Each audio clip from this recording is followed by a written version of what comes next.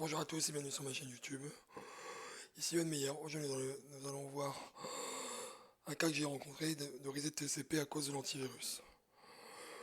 Donc on est directement dans la trace réseau.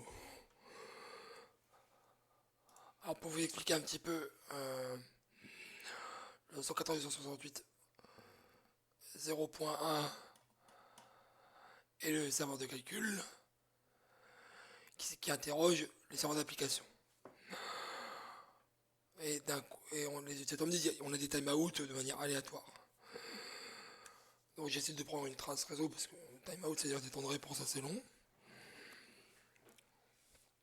Donc la première chose que je fais, c'est que je vais trier au niveau du temps. Est-ce que j'ai un temps de réponse qui explose? Le plus gros temps de réponse que j'ai dans un flux, c'est 446 millisecondes. C'est pas grand chose, quoi. Les traces dans l'ordre, j'utilise le système expert de Wireshark. Information expert, excusez-moi. Et là, il me dit qu'il y a des resets TCP. Donc on va aller sur les resets TCP. C'est le seul truc que je vois dans la trace qui n'est pas correct. C'est les resets TCP. Et ce qui me met la puce à l'oreille, là on a un reset. Et juste après on a un acquittement TCP pour dire que j'ai bien reçu des données de la part du serveur d'application. Donc si nous allons regarder, on va suivre les numéros de séquence pour voir si c'est normal ou non. Donc je vais prendre le dernier numéro de séquence du serveur d'application, qui est ici. Il m'a fait le numéro de séquence 3274. Il envoie 88 octets de données sur le réseau vers le serveur de calcul. Donc le net séquence number est à 3362. Donc son prochain paquet est à 3362. Et il acquitte des données, 2238, excusez-moi. C'est le serveur de calcul, lui, il va acquitter les données. On prend l'acknowledge number, 3362 est égal next sequence number. Donc il acquitte bien les données reçues. Ensuite, il va envoyer de la donnée. Donc 2238, plus 36 octets de données, next sequence number est à 2274. Il continue à envoyer de la donnée. 2200, donc là on est bien next sequence number 2274, donc son prochain séquence est bien 2274, donc on n'a pas de perte de paquet ni rien. Il renvoie 60 octets de données, et next sequence number est à 2334.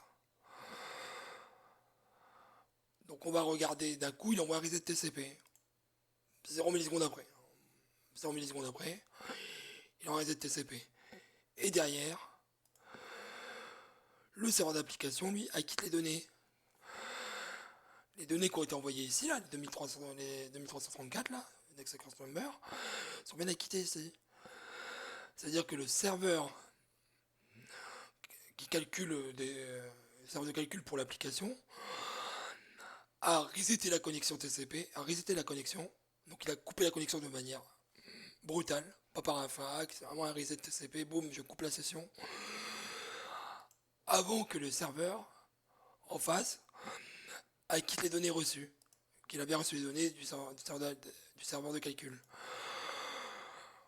Donc à partir de là, je fais mon compte rendu d'analyse, comme quand je n'ai pas de timeout au niveau des temps applicatifs, mais je vois des resets TCP qui se font avant les acquittements de dire j'ai bien reçu les données.